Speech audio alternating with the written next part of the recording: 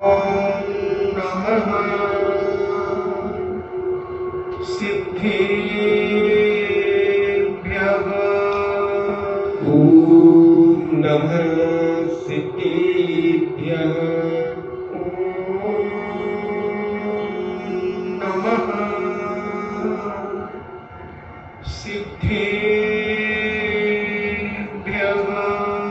ॐ नमः सिद्धेभ्यः। नमो अरिहन्ताणम्।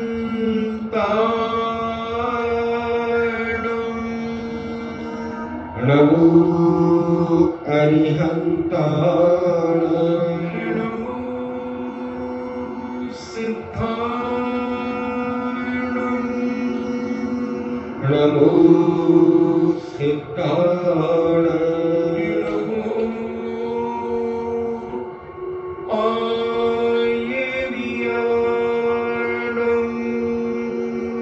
नमो आयर्याणाय। नमो उमज्झायाणम्।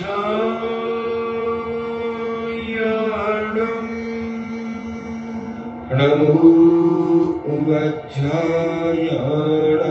नमो लोये सब्बे साहु। नमो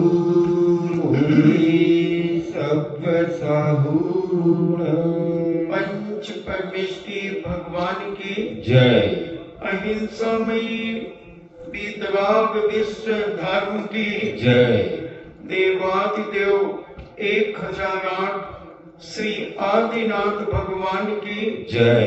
देवादिदेव 1008 चिंतामणि घोर उपसर्ग विजेता श्री पार्श्वनाथ भगवान की जय।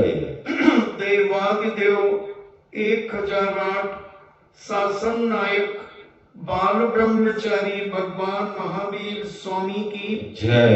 परम पूजनीय आचार्य श्रोमणि गुरुवर श्री कुंद कुंद महामुनिराज की जय। परम पूजनीय आचार्य श्रोमणि गुरुवर श्री विद्यासागर जी महामुनिराज की जय।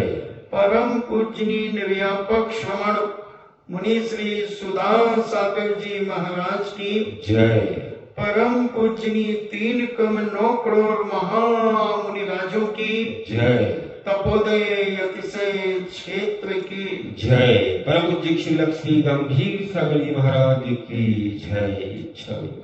आचार्य परमेष्टि के मूल गुणों की चर्चा चल रही है और उसमें 12 तपों के बाद 10 धर्म की चर्चा चल रही है कि पूज्य आचार्य परमेष्टि अपने मूल गुणों को किस प्रकार से निर्दोषता से पालन करते हैं और बड़ी श्रद्धा के साथ अपने जीवन में उन तपों को धारण करते हुए 10 धर्म अपने रग रग में विद्यमान करते हैं। ऐसे पूज्य आचार्य परमेष्टि के अपन ने उत्तम क्षमा धर्म को समझा, उत्तम मार्दव धर्म को समझा, उत्तम आर्जव को समझा और उत्तम शौच धर्म को अपन समझ रहे हैं।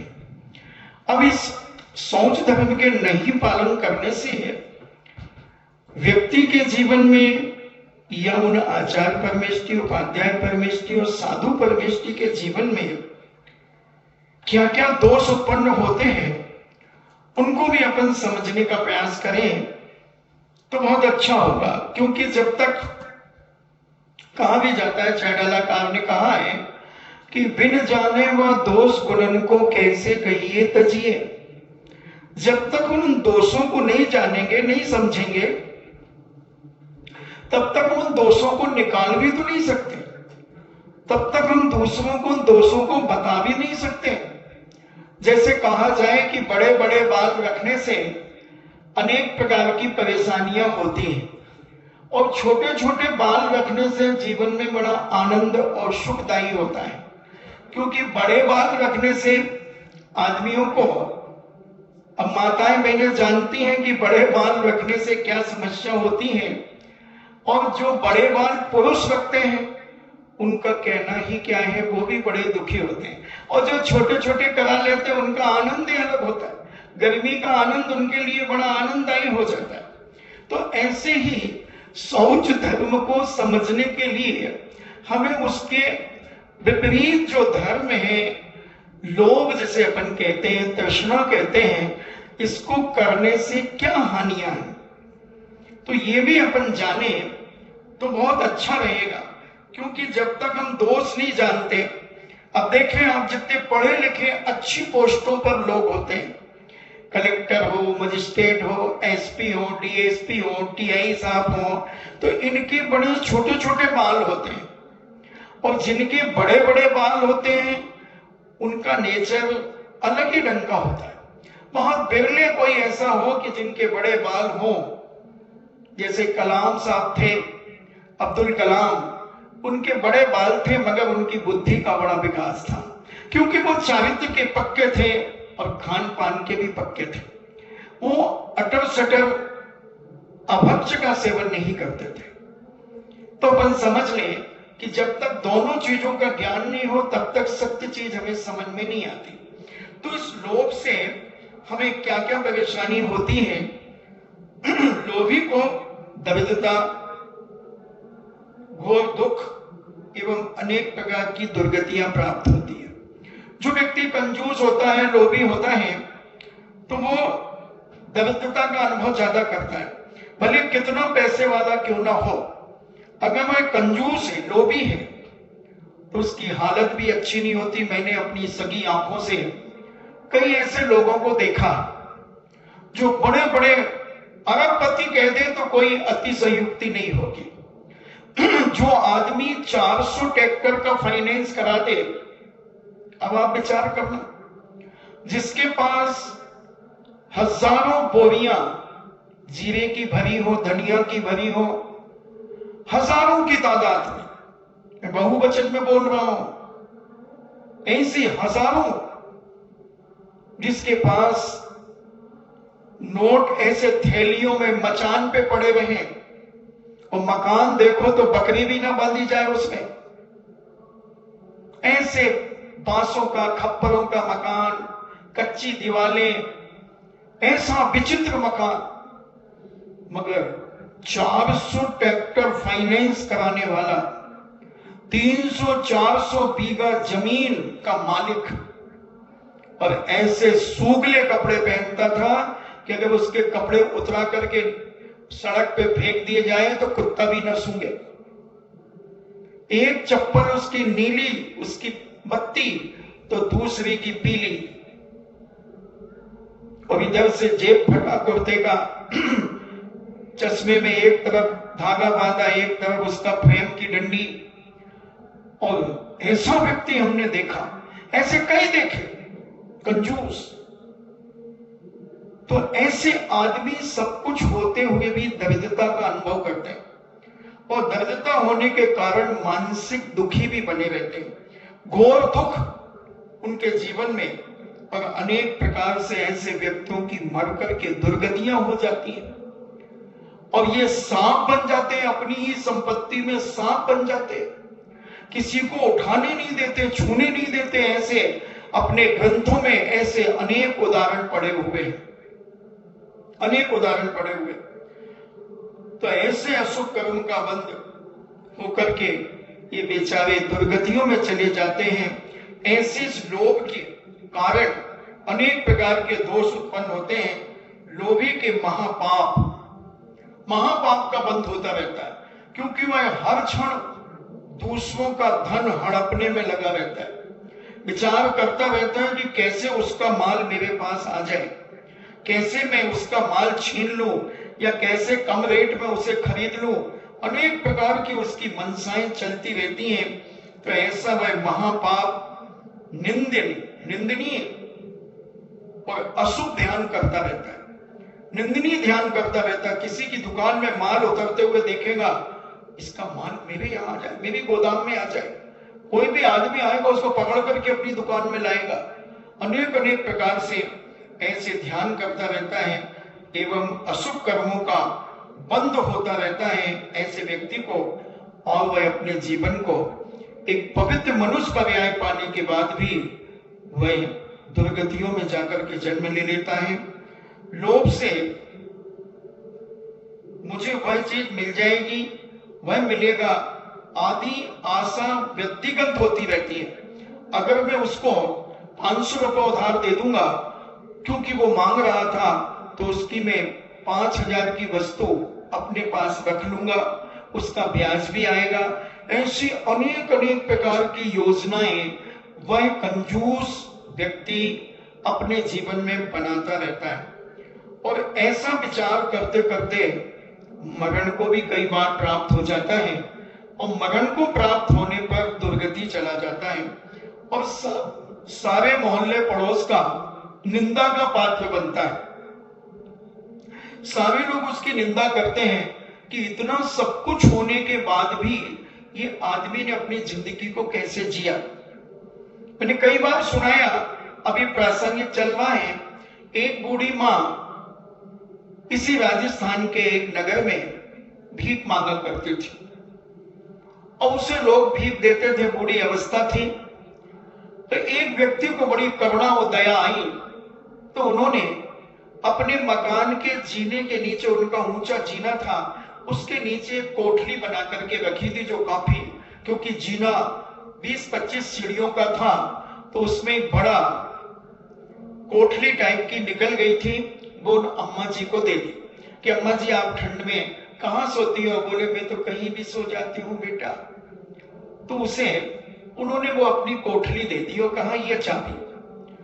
उस अम्मा ने उस कोठली में रहने लगी और इतनी सामग्री जोड़ ली कि आप सुन के कहीं आश्चर्यचकित ना हो जाए। जब प्रतिदिन भीख मांगती और धीरे धीरे इतना उसने जोड़ा, 150 तो उसके पास छाते निकले। छाते होते ना, ये बरसात में लोग लगाते हैं, ऐसे 150 छाते और 5 बोरे जूते चप्पल और 2.5 लाख रुपए के इंदिरा विकास पत्र, 8 किलो चांदी, 1 पाव सोना और 20-25 हजार रुपया नगद। वो कब निकले? जब डोकरी मर गई, और मरने के बाद जब 1-2 दिन दरवाजा नहीं खुला, तो जब उस दरवाजे को पुलिस वालों ने तोड़ा, तो जब उस अम्मा को बाहर निकाला, तो ये सारा सामान उस कोठरी से बाहर निकाला गया। क्या करती, अकेली थी, 250 ग्राम सोना, विचार तो करो, 8 लाख रुपए का सोना, 2.5 लाख के इंदिरा विकास पत्र किसने खरीदवा दिए, किसने बनवा दिए, कहां से खरीदे? आप देखना, तो मैंने कंजूसों को पागल मत समझना, ये बहुत ऊंची खोपड़ी होते हैं और ऐसी दीनता दिखा करके अपनी जिंदगी जीते हैं कि इनके ऊपर लोग दया पर दया करते चले जाते हैं।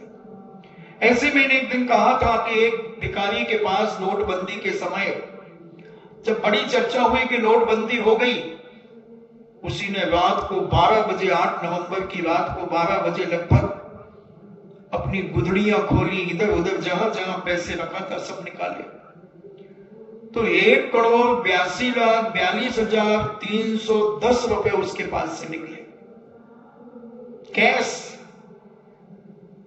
कितना ऐश कर सकता था, मगर भिखारी था, कंजूस था। तो कंजूस आदमी अपनी जिंदगी में कभी सुख का अनुभव नहीं कर सकता। तो ये दोष, लोभ के दोष बताए जा रहे हैं, इनको समझें अपने जीवन में। और हर जगह धुतकारे जाते हैं, गालियां मिलती हैं, अपशब्द मिलते हैं, कई बार धक्के भी मार दिए जाते हैं। तो ऐसे लोभी व्यक्ति अपने जीवन की वृद्धि करते रहते हैं, आशाओं को वृद्धि बढ़ाते रहते हैं आशाओं से, मगर मर करके ये कंजूस आदमी दुर्गति में चले जाते हैं। तो लोभ के कारण मनुष्य महापाप को प्राप्त होता है एवं बंधुओं की भी उपेक्षा करा देता है, अपने परिवार के लोगों की भी उपेक्षा करा देता है। कई बार कंजूस व्यक्ति, मान लो घर का मुखिया कंजूस है और पैसा अपार है, तो बच्चे कहीं मान लो बोलियां बोल के आ जाएं तो भी वो वापस कराना पड़ती है, वापस कराना पड़ती है। घर में झगड़ा हो जाता है कि तू, तेरी हिम्मत कैसे हुई, मेरे जीते जी तू बोलियां बोल के आ गया, मैं मर गया था क्या? ऐसे बहुत सारे केस हमारे सामने आते हैं। कई बार हो जाता है, बच्चा सोचता कि बहुत पैसा है हमारे घर में और कोई धार्मिक कार्यक्रम चल रहा है, उसने बोल दिया और कहता है पापा मैं ये बोली लेकर के आ गया।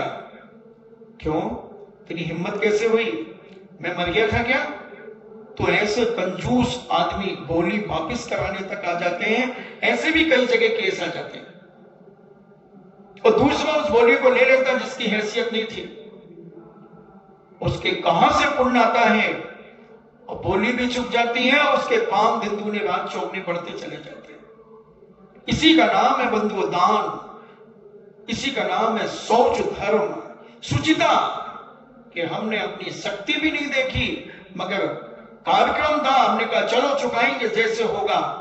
तो प्रकृति कहती है जब इसने अपनी परवाह न की और उसके बाद भी आगे आ गया तो लोग इसे हम संभालने के लिए खड़े होते हैं। पुण्य से संभाल देता, कहीं ना कहीं से निमित्त मिल जाते हैं और आदमी का पुण्य बढ़ जाता है। हजारों लाखों केस हैं ऐसे, हजारों लाखों। तो लोभी व्यक्ति कई प्रकार की समस्याओं में अपनी जिंदगी को जीता है। अब आ गया प्रसंग तो इसको स्पष्ट ही कर दे। पूज्य मुनीश्वरी के साथ की बात है, स्थान नहीं बताऊंगा, हम लोग उस समय साथ में नहीं थे। तो एक स्थान पर किसी के बेटे ने 28,000 की बोली ले ली और वो बड़े उत्साह में था कि चलो पिताजी, ये तो 28 लाख की भी होती तो हमारे लिए कोई मायने नहीं रखता, मगर डरते डरते उसने 28,000 की एक बोली ले ली और घर गया तो पिताजी पहले ही दरवाजे पे बैठे थे। क्यों है? खूब पैसे वाला हो गया? पिताजी मैंने इतनी छोटी सी बोली ली, दूसरों ने तो 50-50 लाख के लिए, हमने तो कुल 28,000 के लिए। जानता है 28,000 कैसे कमाई जाती बेवकूफ? और इतने गंदे शब्दों का प्रयोग किया कि बच्चा बहुत जलील हो गया। उसे भी जोश आया, सारे लोग बोलियां ले रहे थे, तो उसने कहा मेरे पिताजी जब व्यापार करते हैं, लाखों करोड़ों का व्यापार करते हैं, ब्याज पे पैसे देते हैं, 28,000 कोई मायने नहीं रखते। कई बार 25-25, 40,000 ब्याज आता है हमारे यहाँ। तो उसने कहा चलो ले लो, मगर उसको क्या जलील किया, बहुत दुखी हो गया। रोता रोता बेचारा घर से रोता रोता आया महाराज के पास और कहा महाराज जी मुझसे बहुत बड़ा पाप हो गया। महाराज ने कहा क्या हुआ बेटा? बोले मेरे पिताजी ने मुझे इतना जलील कर दिया कि मुझे ये बोली आपके पास वापस करने आना है।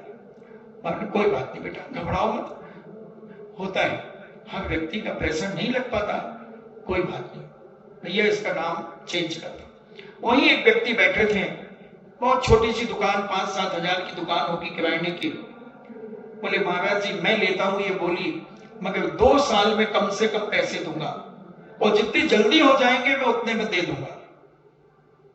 महाराज ने कहा ठीक है दे दो, और 3 साल ले लेना तुम तो जाओ। उस व्यक्ति ने कहा ठीक, और जैसे उस कार्यक्रम के बाद वो व्यक्ति गया और क्या उसकी दुकान चली भैया, क्या दुकान चली। 2 महीने में 28,000 रुपया उसने जमा कर दिया। और आज मतलब 10-15 साल पहले उसने अपने नगर में, गांव में मंदिर भी बनवा लिया। 3-3, 4-4 फुट की अष्ट धातु की प्रतिमाएं स्थापित कर ली। तो बंधुओं जब एक अच्छे मन से शुचिता मन में आती है तो उस शुचिता के प्रभाव से बहुत सारे काम होता है। बहुत सारी ऐसी जगह हैं, बहुत सारे स्थान हैं। कभी और प्रसंग आएगा जब त्याग धर्म की बात आएगी तब सुनाएंगे। ये मत समझना कि त्याग धर्म के समय के लिए हमारे पास मटेरियल खत्म हो जाएगा। मगर तुम ये सोचो महाराज 5 दिन हो गए लोग को सुनाते सुनाते, मगर मैं वही नहीं सुना रहा, रोज नया नया सुनाता हूं। जैसे तुम अपने चौके में रोज नया नया बनाते हो, लबूचा तो रोज पुराना ही है, कहीं के लघुचा लघुका वो तो पुरानो ही है, वो तो पहले ही से बनतो आवे हो। मगर मैं जो प्रवचन करता हूं मैं रोज नया नया सुनाता हूं, रोज नया बनाता हूं, ताजा बनाता हूं और ताजा खिलाता हूं और ताजा खाता हूं। बासा ना मैंने कभी खाया है और ना मैं किसी को बासा खिलाता हूं। मैं तो रोज नया भले मुझे वही चीज खिलाना भी पड़े, तो जैसे तुम कभी बासी रोटियों को बच्चों को उसका पोहा बना देते हो, उन रोटियों को तल करके उनको पोहा बना देते हो, कभी तल देते हो, ऐसे ही कभी, क्योंकि शब्द तो सीमित हैं, उदाहरण सीमित हैं, तो हम उसी को और रिफाइन कर देते हैं, उसी उदाहरण को। अब रिफाइन आपको मिला लो एक भी प्रवचन पुराने और अभी के मिला लो, उदाहरण का वो हो सकता है, मगर उसका जो सुनाने का तरीका होगा, इसका सुनाने का तरीके में जमीन आसमान का अंतर हो। वो 5 मिनट में पूरा होगा कहो या 40 मिनट में पूरा हो।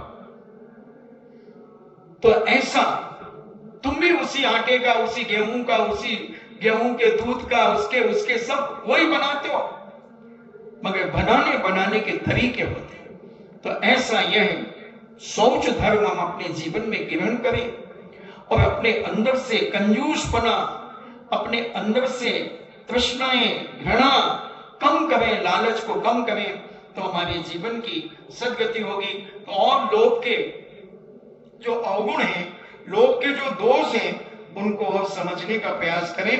तो हम परिवार में भी कई बार उपेक्षित हो जाते हैं और परिवार के लोग अपन से दुखी हो जाते हैं। इसलिए इस लोभ से हर व्यक्ति को बचना चाहिए। तृण के लोभ में भी पाप उत्पन्न हो जाता है। एक तृण एक वस्तु, तृण के कारण भी आदमी लोभ में भी पाप उत्पन्न कर लेता है। तो सारयुक्त वस्तु के लोभ में पाप नहीं होगा क्या? जब एक छोटे से कार्य में पाप लग सकता है, फिर बड़े बड़े कार्यों में तो पाप लगेगा ही लगेगा। परिग्रह के जितने दोष हैं वे सब लोभी के दोष हैं।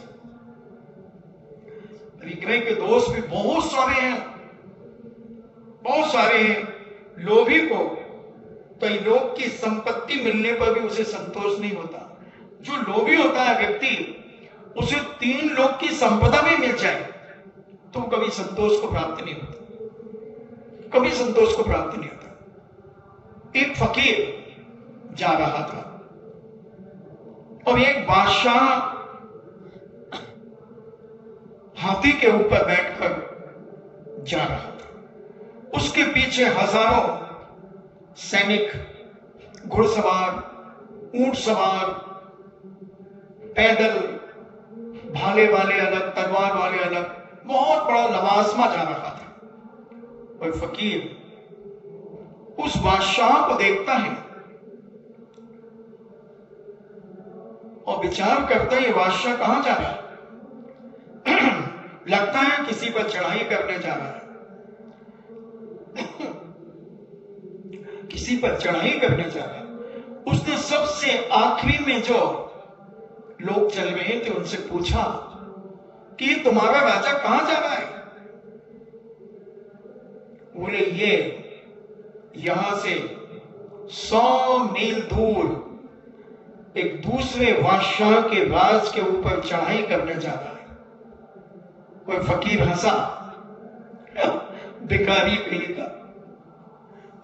कहेगा, और दौड़ करके आगे आया जहां बादशाह जा रहा था। अब उसने उस एक सिक्के को, पहले वो इकन्नी 2 पैसे चलते थे, बताते बहुत वजनदार होते थे, वो बहुत वजनदार होते थे, जर्मन सिल्वर के होते थे पहले, वो इकन्नी 2 अन्नी चलती थी। फिर बाद में तांबे का वो 6 पैसा चला, फिर 1 पैसा चला।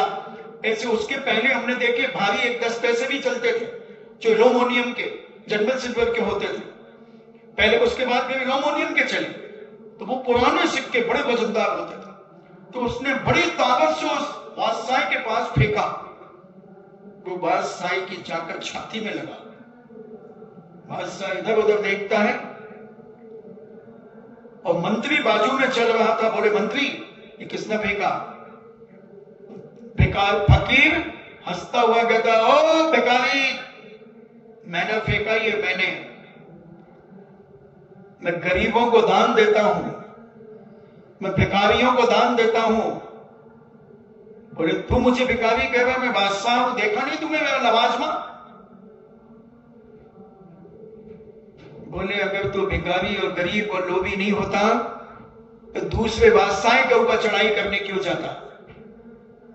तू अपने आप को बादशाह मानता है? बोले तू कौन है? बोले मैं बादशाह हूं, मैं बादशाह हूं। बोले कैसे?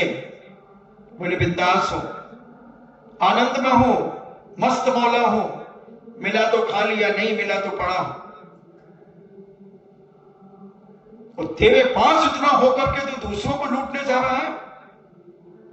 तू फकीर है, भिखारी है, लोभी है, कंजूस है, इसलिए जो मेरे पास था वो मैंने तुझे दे दिया। जा,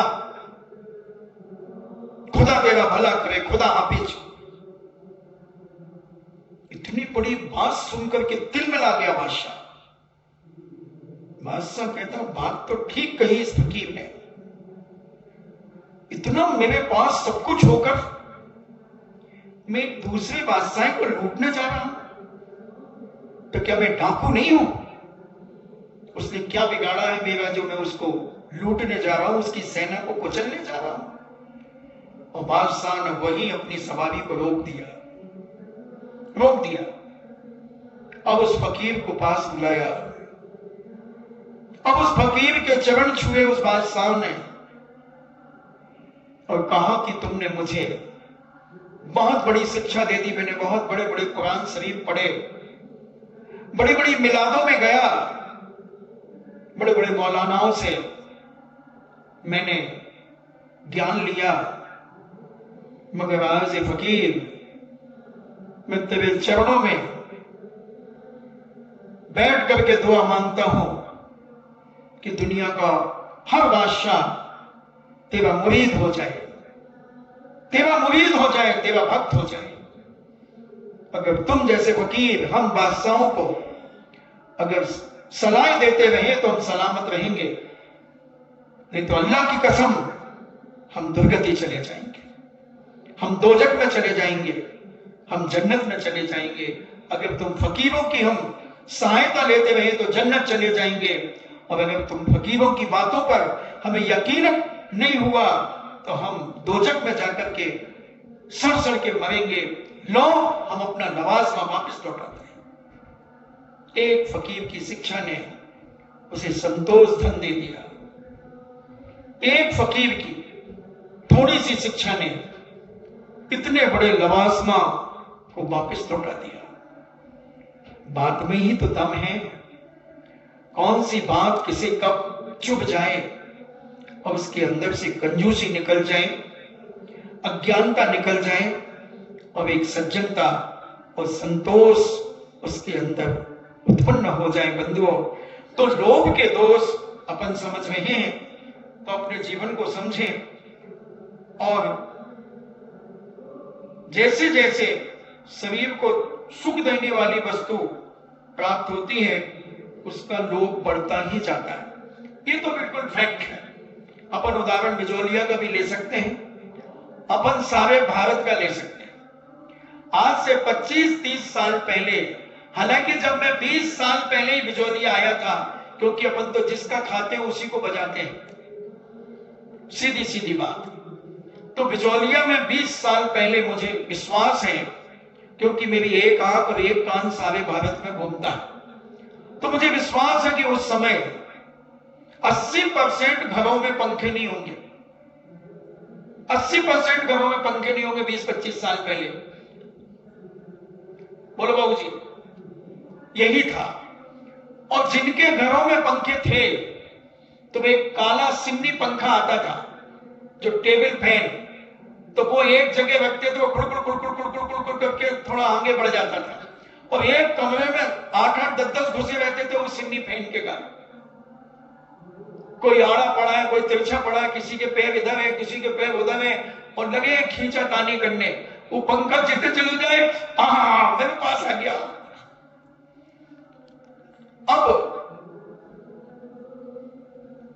वो पंखा, पहले तो घरों में पंखा ही नहीं होता था, एक पुट्ठा ले लिया दुकानदारों के यहाँ से, पुट्ठा मांग लाए रेडीमेड की दुकान से, एक पुट्ठो दे दे रे भाई, बड़ी गर्मी लागी, मैं तो कहीं करूं भैया, दे दे एक डब्बो दे दे, डब्बो वो खाली डब्बो, तो खाली डब्बा देके उसकी किनारों को मोड़ करके और बेचारी अम्मा शाम को 5-5:30 बजे अपने घरों की पट्टियों के बाहर बैठ करके गीली धोती करके और सर पे पानी डाल के बैठी रहती, अभियान करती रहती। हाँ भाई बड़ी गर्मी है,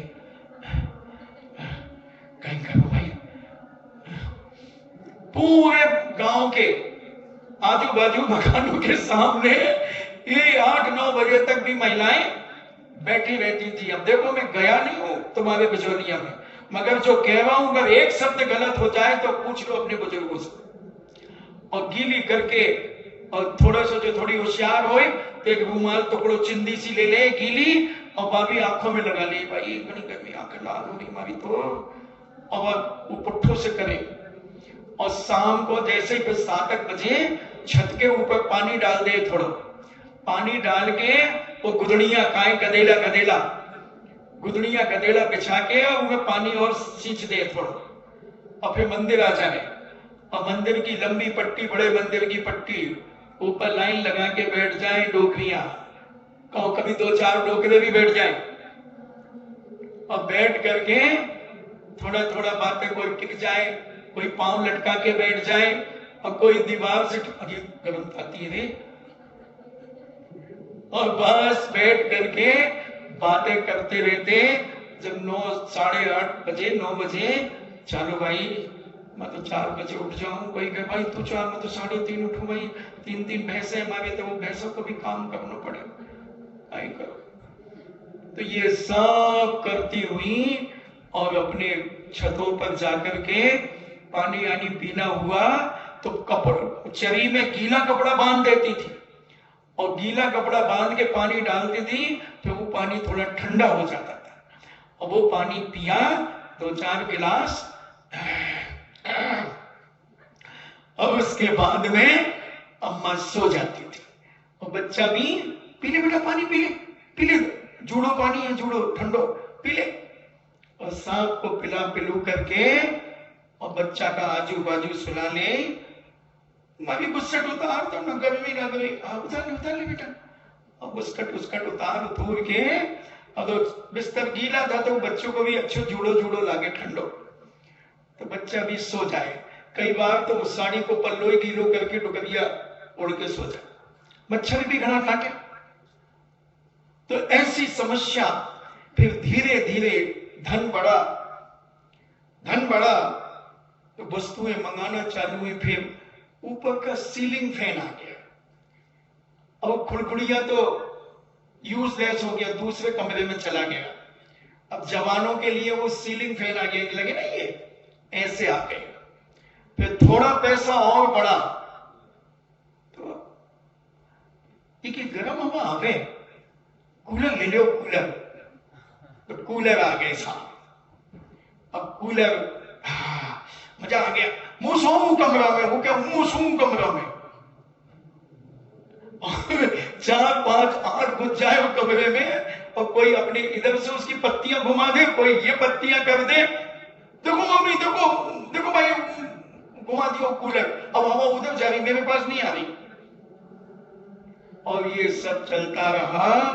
फिर उसके बाद अब तो जो कूलर से भी गर्म हवा आवे, तो अब एसी आ गया। तो ऐसा जैसे जैसे शरीर को सुख देने वाली वस्तुएं प्राप्त होती जाती हैं, उसका लोभ शरीर के प्रति और बढ़ता जाता है। तो ऐसा अनेक प्रकार से ये लोभ उसके जीवन में दुखी करता रहता है। लोभ से ही मैथुन, हिंसा आदि सभी पाप कराता चला जाता है। और जो विवेक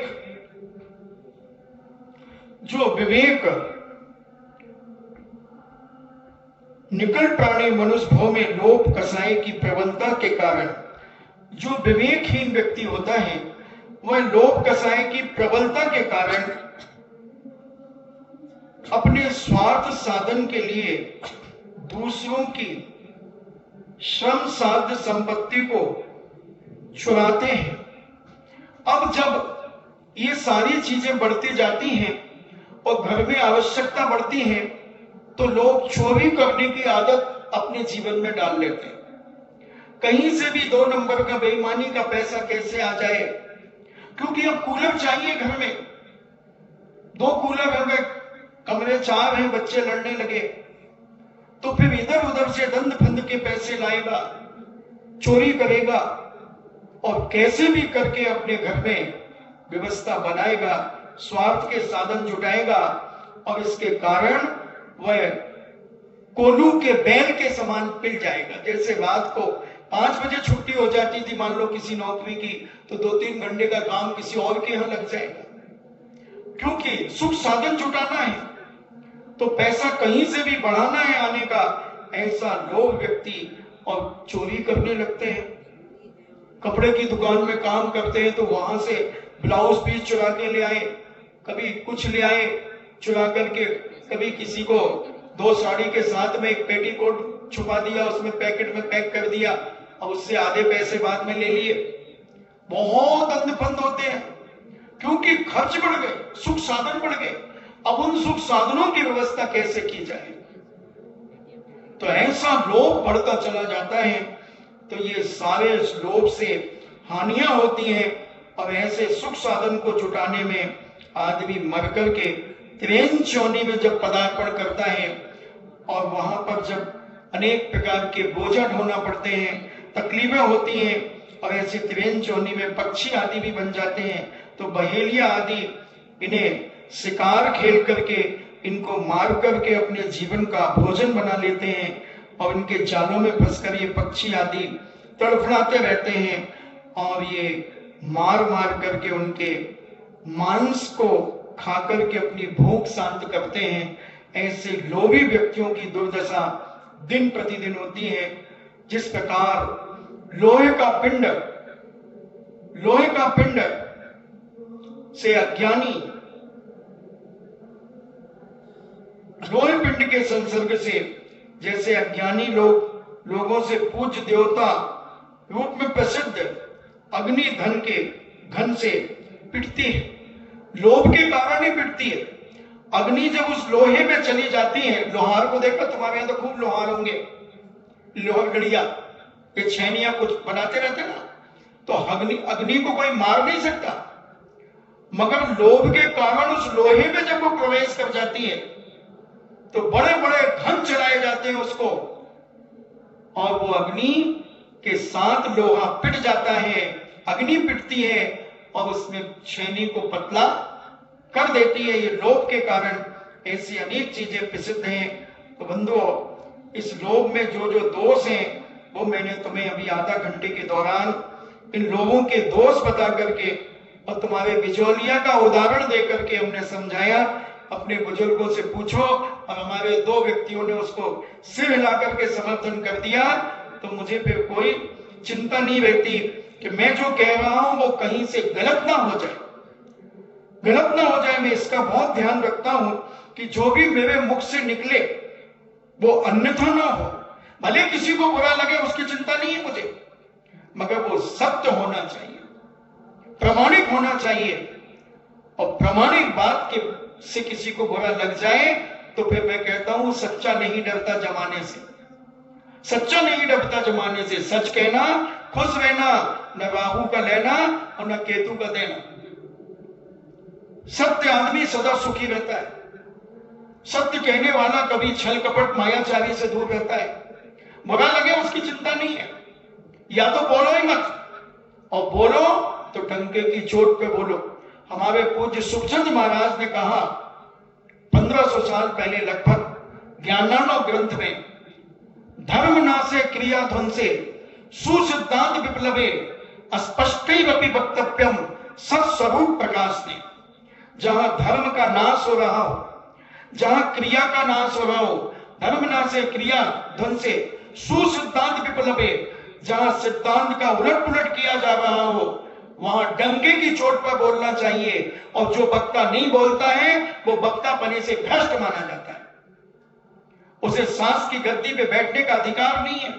बिना पूछे, बिना किसी के पूछे कि मैं ऐसा बोलूं, नहीं, डंके की चोट पे बोलो। ऐसे 1500 साल पहले सुखचंद महाराज ने ज्ञानार्णव और ग्रंथराज के अंदर डंके की चोट पे घोषणा की।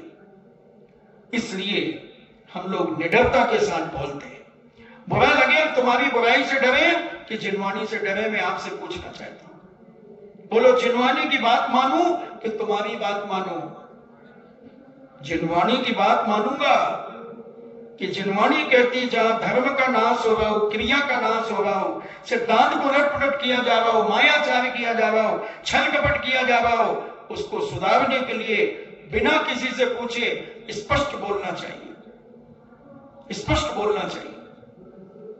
ऐसा सत्य धर्म की परिभाषा पर हमारे सुखचंद महाराज ने लिखा, क्योंकि अब सत्य धर्म की बात आ रही है, इसलिए मैं उसकी भूमिका बना रहा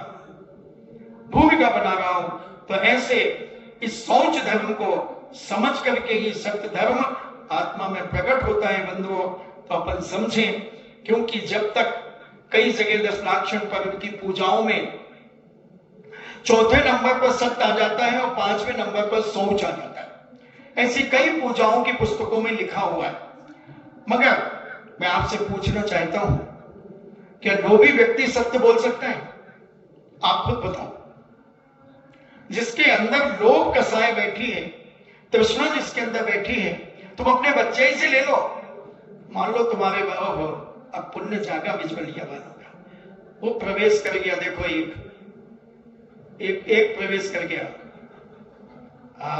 एक ही तो चर्चा करवा था, वो लाहू लेके आया, लाहू। यही तो मैंने अभी पूरा इतिहास बताया बिजबलिया का। मैं जानता हूं ना, मेरी एक आंख और एक कान तो सारे भारत में घूमता। और अब जिसने पहले का प्रवचन सुना होगा उसे समझ में आ जाएगा।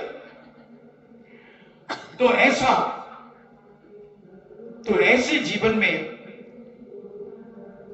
सत्य बोलने वाला व्यक्ति कभी दुखी नहीं होता, कभी परेशान नहीं होता अपनी जिंदगी में। तो मैं ये कह रहा था कि लोभ अगर किसी के अंदर है तो क्या वो सत्य बोल सकता है? लोभी व्यक्ति, उदाहरण दे रहा था तुम्हारे बच्चे का। मान लो तुमने कोई पकवान बनाए और उस बच्चे को बहुत प्रिय थे वो पकवान, और तुमने 2-2 लाडू मगर सब बच्चों को दे दिए, और वो एक बच्चा बहुत लालची था, तो उसने फट से एक लाडू खा लिया और ऐसे हाथ लगा करके खा पी करके गुटक गया जल्दी से और पानी पी गया। और फिर कहता, दादी दादी इन सबको तो 2-2 दिया, हमको एक ही दिया। मैंने 2 दिए ना तेरे को? नहीं दिए ना, देखो ना। तो दादी कहती, भाई मैं तो 2-2 ही रखे, कटे क्यों? देख बेटा, नहीं इधर नहीं है दादी, बड़ो पोतों के फिर दादी हटी को नहीं कटे क्या बेटा? चल ले, कोई बात नहीं, ले। अब वो अपनी प्लेट लेके खिसक गया वहां पर। तो वो लालची आदमी झूठ बोल गया। तो लोभी आदमी कभी भी सत्य बोल ही नहीं सकता।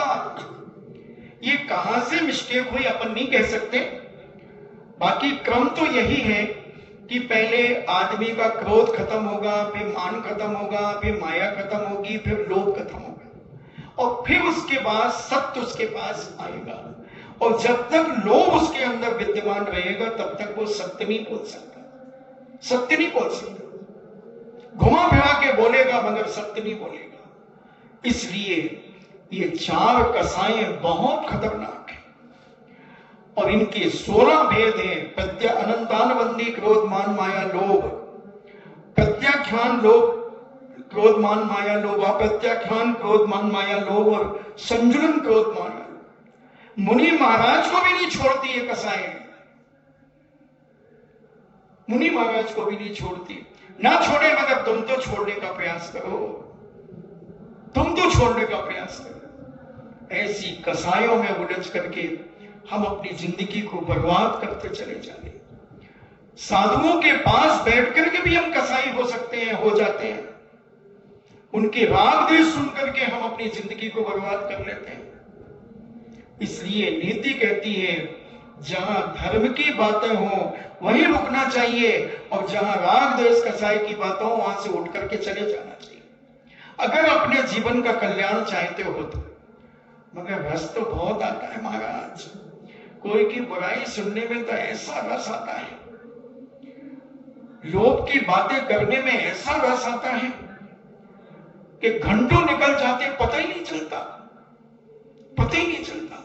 नहीं, बचो, जितना राग द्वेष कसायों से बचोगे, मोह से बचोगे, क्रोध से माया से बचोगे, उतना तुम्हारा जीवन सफल होता रहेगा, और जितना तुम इसमें फंसोगे उतना तुम्हारा जीवन विफल होता रहेगा। आज तक कोई भी कसाई आदमी सदगति नहीं गया, आज तक कोई अहंकारी मानी व्यक्ति सदगति नहीं गया, कोई मायाचारी करने वाला छली कपटी कभी सदगति नहीं गया, तृष्णा को रखने वाला कभी सदगति नहीं गया, और जिनने इनको धीरे धीरे कम किया उसकी प्रगति होना शुरू हुई है। बंधुओं, शास्त्र भरे पड़े। एक मछली का त्यागी,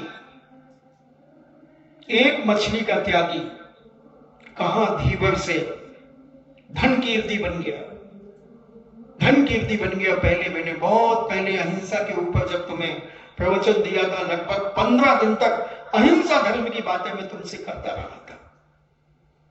सोचे हम विचार करें कि हम अपने अंदर से इन कसायों को कितना कम कर सकते हैं, उनको कम करने का प्रयास करो।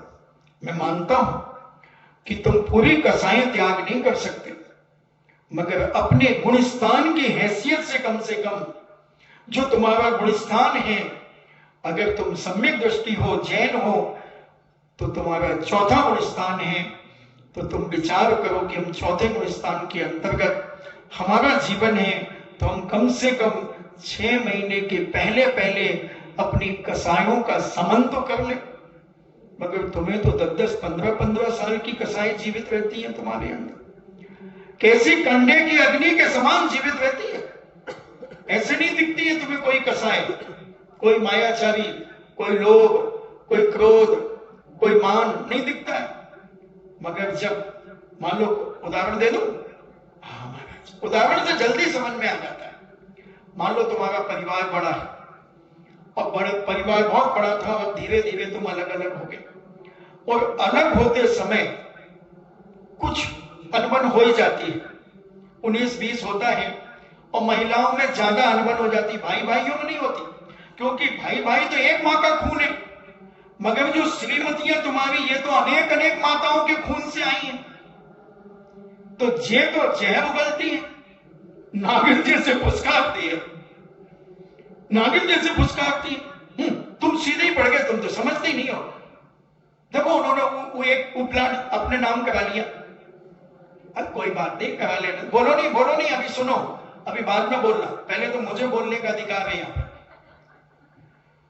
तुम तो सीधे ही पड़ गए। देखो, वो प्लाट उन्होंने पहले ही अपने नाम करा लिया था बाबूजी के सामने, तो करा लेने तो क्या, तुम बुद्धू ही रहोगे, तुम तो आधा आधा तो कराओ उसको, आधा कराओ। मैं तो नहीं कह सकूं मेरा भाई है, मेरा भाई तो जो मेरे को देगा मैं खुशी खुशी ले लूंगा। मैं अपने पुरुषार्थ पे, अपने पुण्य पे विश्वास रखता हूं। अगर उनने बुरा किया तो वो जाने, तुम मत बोलो। क्यों नहीं बोलो?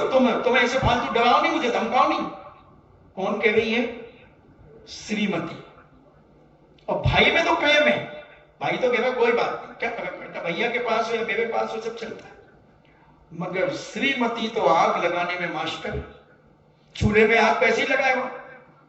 रोज ही लगाए, तो उसको तो ज्ञान है कि आग कैसे लगाई जाती है। और उसने अपने भाई को, अपने पति को खूब छेड़ा, मगर पति तो कहता मैं तो भैया से एक शब्द नहीं बोलूंगा, मेरा भैया तुम्हारा होगा भैया, मेरा तो दुश्मन है। एक प्लाट मानो में 18 लाख का प्लाट है, आधो हो तो 9 तो तुम्हें मिले। अभी तो ठीक है ना, क्या फर्क, 9 लाख में क्या फर्क। हाँ, पेड़ में टपक रहे, टपका लो 9। इस श्रीमती के जवाब है मिस्टर और वो कसाई बन गई श्रीमती को, बन गई कसाई। अब उनके यहां उनके बेटे की शादी हुई, वो आए बुलाने, माँ तो न जाओ, तुम्हें जाना, तुम्हारा भाई है, तुम जाओ। माँ तो न जाओ, माँ को तो आज भी खून खोले, बता भाई 9 लाख रुपया कोई मांगने का, मना छोड़ो। ये तो पता नहीं कैसे है, इनकी अकल कहां मारी गई, बहुत हो गई, बहुत हो। एक शब्द नहीं बोला भाई, एक शब्द नहीं बोला।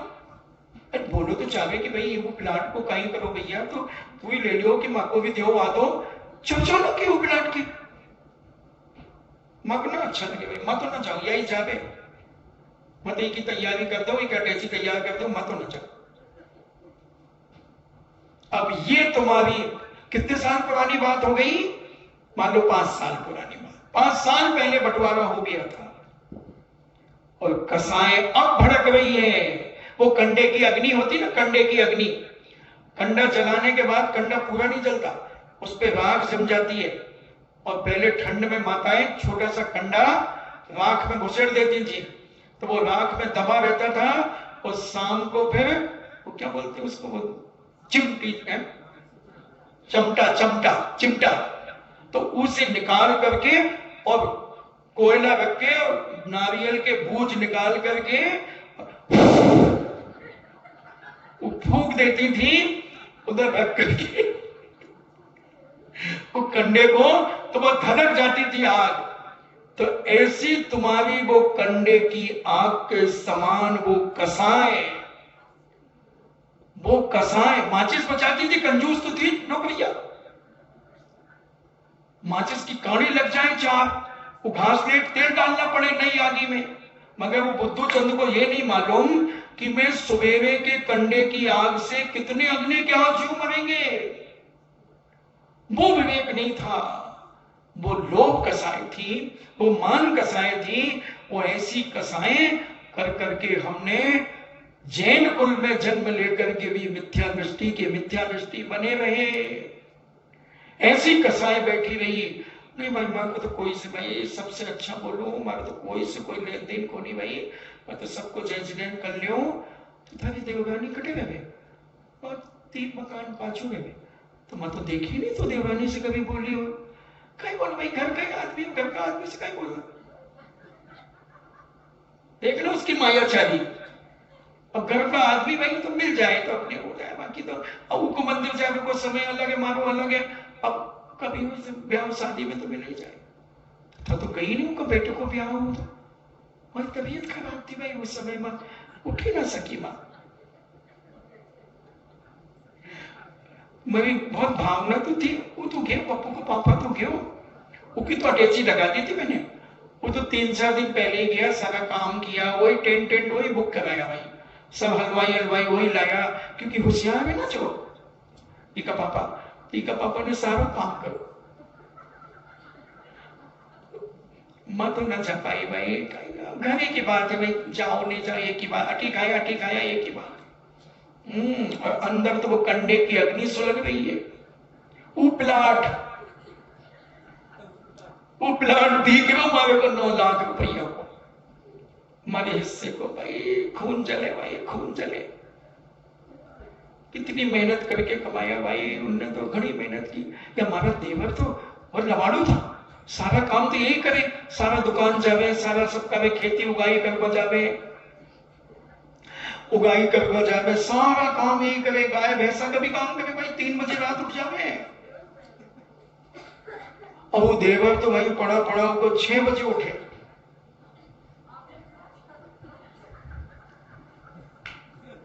6 बजे उठे। अब देखो अपनों घर अलग बसा लियो भाई, तब तो 5 बजे गए, उनकी श्रीमती तो उठा दे कान पकड़ के। अब तो 4 बजे उठे, सारो काम करे, घर की झाड़ू लगावे, घर का बाहर भी झाड़ू लगाए। ये भाई घर में इकट्ठा रहे तो कोई बड़े के ऊपर आवे सारी दाल मदार, कोई बात नहीं भाई, अपन ने तो अपना कर्तव्य करो, वो कहू जाने चलो भी 9:30 बजे में तो चालो। और चली गई माया चारनी। ये है कसाई तुम्हारी, और तुम ऊपर से तो ऐसी लिपि पुती रहती हो कि तुम्हारे जैसे सुचिता तो किसी के पास है ही नहीं। क्योंकि आज सुचिता खत्म करने वाला हूं, मैं सत्य धर्म की बात करने आया हूं। तो लोभ के दोष और रह गए थे जो बताने, जो बिल्कुल प्रैक्टिकल होते हैं। हम तो प्रैक्टिकल देकर के ही बात करते हैं, क्योंकि इधर उधर की बातें मुझे नहीं आती। मैं तो वो बात कहना चाहता हूं जो सीधे तुम्हारे अंदर चुभती है, अंदर जाकर के तुम्हें हिला देती कि बात तो सत्य कही जा रही है। तो ऐसा तुम अपने जीवन में ग्रहण करो। जब तक ये लोभ कसाय नहीं निकलेगी तुम्हारे अंदर से, तब तक ये सत्य धर्म प्रकट नहीं होगा। सत्य धर्म तुम 20-20 साल पुरानी कसाय रखे हो। कैसे तुम सम्यक दृष्टि हो, कैसे जैन हो, कैसे आहार दान देकर के भी तुम्हारा शुद्धिकरण नहीं हुआ, पूजा पाठ करने से तुम्हारा शुद्धिकरण नहीं हुआ, साधु संतों के नजदीक बैठ करके भी तुम्हारा शुद्धिकरण नहीं हुआ।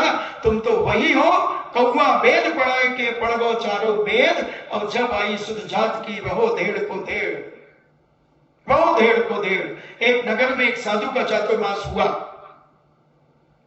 अब उसने वहां के श्रावकों को खूब समझाया, खूब उपदेश दिया। कौवे भी आते थे उनके उपदेशों में, कौओं को भी वेद पढ़ा दिए, साम वेद पढ़ा दिया, यजुर्वेद वेद पढ़ा दिया, सांप पढ़ा दिए, और कौवे भी पढ़ गए, कौवे भी पढ़ गए। और साधु जब वहां से वापस गया, साधु जब वापस गया, वापस ही क्यों गया, साधु वहीं रहा। उसके बाद भी वो कौवा वेद पढ़ाए के पढ़ गो चारों वेद, और जब आई सुध जात की रहो धेड़ को धेड़। तो कौवे को वेद पढ़ा दिया और साधु बड़ा खुश हो गया कि मैंने चातुर्मास में खूब ज्ञान दे दिया, बहुत समझदार हो गए लोग। मगर जब उन्हें अपनी औकात याद आई तो वही कसाय, वही कसाय, वही लोभ, वही माया, वही छल कपट, वही दारूखोरी, वही चोरी चमारी, वही सब कुछ। क्या फर्क पड़ा? कौवे में और तुम में क्या अंतर कहलाया? एक अजैन में और जैन में क्या अंतर कहलाया? थोड़ा विचार कर ले शंकर, विचार कर ले अपने जीवन में एक एक व्यक्ति कि हम क्या कर रहे हैं। ऐसे पवित्र जैन कुल में जन्म लेकर भी हमारे अंदर कसाएं कम नहीं हो रही, हमारे अंदर धर्म के संस्कार नहीं आ पा रहे हैं। हम क्या करेंगे? मरकर के दुर्गति जाएंगे, मरकर के दुर्गति जाएंगे और कहलाएंगे हम जैन मरा, और लिखा जाएगा तुम्हारे लिए स्वर्गवासी, स्वर्गवासी लिखा जाएगा। और जब देखा जाएगा तो तुम नरक में मिल गए हो, नरकवासी लिखो। ऐसी जो कार्ड छपते तो उसमें यही लिखते ना भैया, स्वर्गवासी। कहीं लिखे स्वर्गीय, स्वर्गीय, वही एक ही बात है, स्वर्ग गया। आज तक ऐसा कोई कार्ड आया कि बर्दू जी कि नरकवासी लिखा हो ना आया? तो जो तो हमारे सिद्धांत से बाधांश है। क्योंकि नरकों में भी तो आदमी चाहिए। अगर नरक की संख्या भी पूरी करना, स्वर्ग की, तो सारे स्वर्ग ही स्वर्ग चले जाएंगे, तो फिर नरक कौन जाएगा? ये भी विचार करो। इसलिए कभी कभी धीरे से कोष्टक में नारकी लिख दिया करो, स्वर्गीय की जगह नारकी लिख दिया करो। उसकी हरकतें देख करके जिंदगी भर की उसकी हरकतें क्या थी। और समाज तो एक दूसरे के बारे में जानती है, खूब अच्छे से जानती है कि कौन आदमी कैसा है। जैसे हमारे बारे में सारी बिजोलियां जानती है। क्या है लिख देना मेरी समाधि के बाद, जो तुम्हें लिखना हो, तुम्हारे मन में जो इच्छा हो। जिसने मुझे बहुत अच्छे से पहचाना है वो वही लिखेगा, और जिसने मुझे नहीं पहचाना वो कुछ भी लिख सकता है। कोई फर्क नहीं पड़ता बंधुओं। अपने देखो, सबकी नजर कूलर पे, जैसे खाने की चीज हो, सारे वही देख रहे हैं। मैं देख रहा हूं उतनी देर से, वहां से जैसे ही इधर आया है सब तिरछी नजरों से देख रहे हैं। जो शंकर हो, किसी को अभी काम करना है, और शंकरा 15 मिनट रुक जा,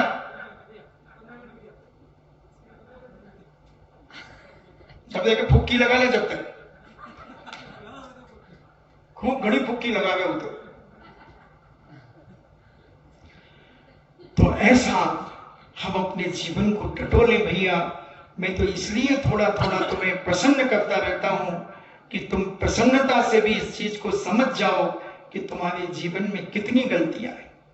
और ये गलती इस मनुष्य पर्याय क्योंकि विवेकशील पर्याय कहलाती है, समझदार उच्च कुलीन पर्याय कहलाती है। अगर इसमें भी तुमने ये छल कपट मायाचारी क्रोध मान नहीं छोड़े तो भैया कब छोड़ोगे? नरकों में छोड़ोगे? गाय भैंस कुत्ता बिल्ली की पर्याय में छोड़ोगे? छूट ही नहीं सकते। इसलिए नीति और विवेक कहता है इसी समय इसी वक्त छोड़ दो और अपने जीवन में इस सत्य धर्म का बीजारोपण करो, बीजारोपण करो। अभी मैंने इतने दिन तक खेत की सफाई की है, सफाई करके फिर ट्रैक्टर चलवाया है। वो ऐसे पंजा सा लगा देते ना वो ट्रैक्टर में, हाको हाको, हाँ हल लागे हल। पहले वो 2 बैलों के ऊपर लगा को किसान ज्वारी पे खड़ो हो जाए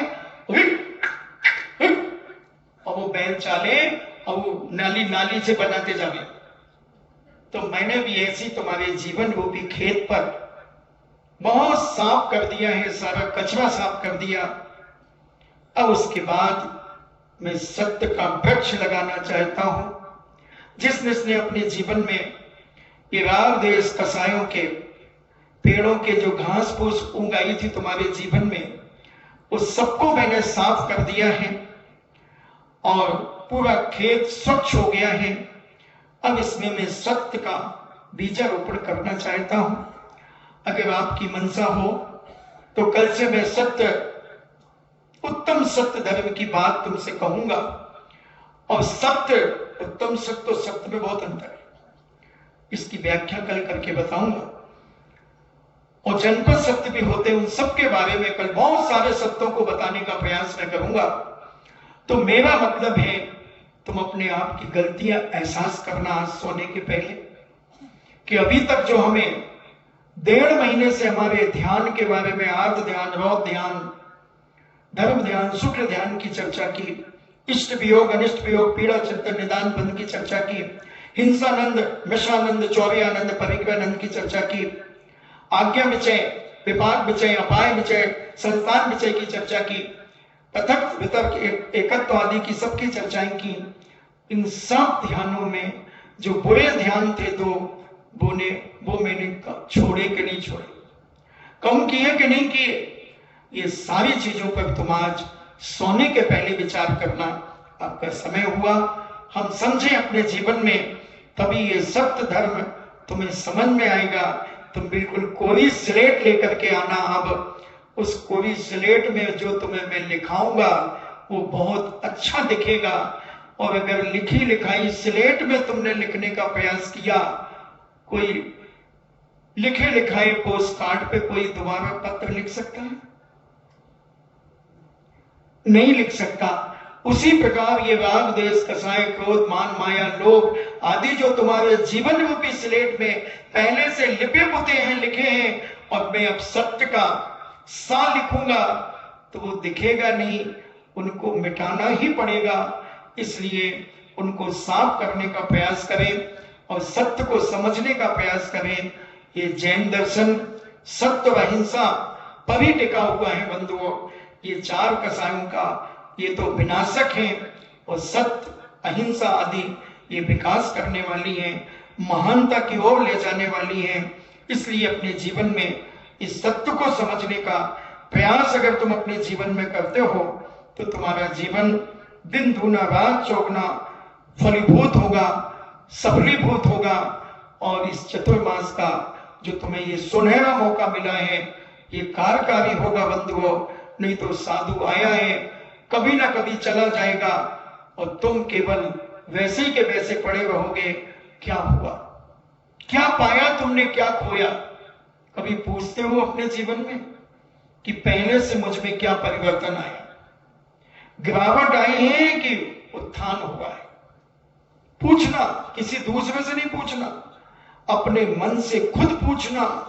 जाया करो शिलाओं पर, 5 मिनट के लिए जाया करो, बैठा करो वहां पर और कुछ मत करो। अपने आप को टटोलो कि चातुर्मास के पहले हमारे अंदर जितनी कसाएं, राग द्वेष, मल की मलिनता, जो कुछ भी था वो कितना धुला है, कितना धुला है, कितना साफ हुआ है। अगर नहीं हुआ है तो तुमने अपना 9 महीने समय बर्बाद कर दिया। अन्य क्षेत्रे कथम पापम धर्म क्षेत्रे विनश्यति, और धर्म क्षेत्रे कथम पापम यानी दुनिया के पाप धर्म क्षेत्र में आकर, देव शास्त्र के सानिध्य में आकर धुल जाते हैं, साफ हो जाते हैं। और देव शास्त्र के सानिध्य में किए हुए पाप कहां धोगे, मैं तुमसे ये पूछना चाहता हूं। गंगा सत्य तुम्हारे सामने मैंने रखा है, कहां जाओगे, कहां धोगे? सारे दुनिया का मैल, सारे पाप हम गुरु से प्रायश्चित लेकर के शुद्धिकरण कर लेते हैं और वहीं बैठकर देव शास्त्रों के सानिध्य में, उसी क्षेत्र में बैठ करके हम राग देश कसाएं करते हैं, हम मन मलिन करते हैं। कहां साफ करोगे बंधु, मैं आपसे पूछना चाहता हूं। 9 महीने में क्या पाया? अब तो 9 महीने से ज्यादा, 9 महीने 19 दिन, 9 महीने 19 दिन में तुमने क्या पाया?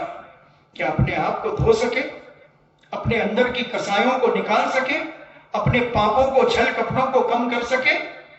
अगर कर सके हो तो तुम्हें ये 9 महीने 19 दिन मुबारक हैं, आबाद करेंगे। और अगर नहीं कर सके और नई और कसाएं सीख गए और नई मायाचारी सीख गए तो ये तुम्हें बर्बाद कर देंगे बंधुओं, दाने दाने के लिए मोहताज कर देंगे। क्योंकि धर्म एक दीपक के समान होता है। जैसे दीपक को जितनी सावधानी से लेकर के चलोगे उतना प्रकाशित करेगा, तुम्हें आगे का रास्ता दिखाएगा। और थोड़ी सी असावधानी हुई तो जला करके राख कर देगा। थोड़ा सा दीपक अगर इधर उधर पैर पड़ गया, दीपक हिल गया, लुढ़क गया, जला करके राख कर देगा। बस धर्म को ऐसा ही समझना, देव शास्त्रों को ऐसा ही समझना। ये धर्म के दीपक हैं, धर्म के दीपक हैं। अगर तुमने अपनी जिंदगी का शुद्धिकरण नहीं किया और बंधुओं और कसायों में उलझ गए तो तुम्हें ये जला करके भस्म कर देगा। वक्त रहते हुए अपने आप को संभालने का प्रयास करें। मेरा काम है कैंडल देना, और कैंडल लेकर के ही तुम गड्ढे में गिर जाओ तो तुमसे बड़ा दुर्भागा और कौन होगा? तुमसे बड़ा दुर्भागा पापी कौन होगा? भगवान करे हर व्यक्ति का उत्थान हो, हर व्यक्ति की प्रगति हो, हर व्यक्ति अपने जीवन में सदमार्ग पर आगे बढ़े। इन्हीं मंगल भावना के साथ जिनवाणी स्तुति।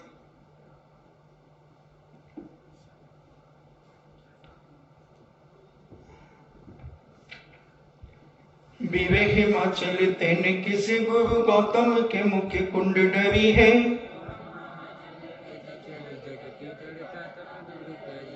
ज्ञान पयो निधि माई रली बहु भंग तरंगन सौचिरी है।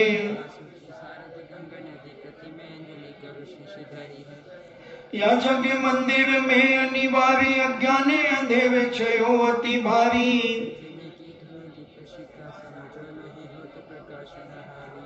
तो किस भांति पदारथ पाति कहाँ नहीं तेवे हिते अभिचारी।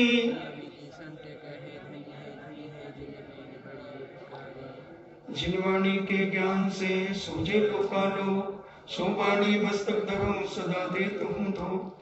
हे जिनवाणी भारती तो जपो दिन रैन, जो तेरो शरणा गए सो पावे सुचैन। देव भजो अरहंत को गुरु सेवा निर्ग्रंथ, दया धर्म पालो सदा यही मोक्ष का पंथ। 9 बार नमोकार।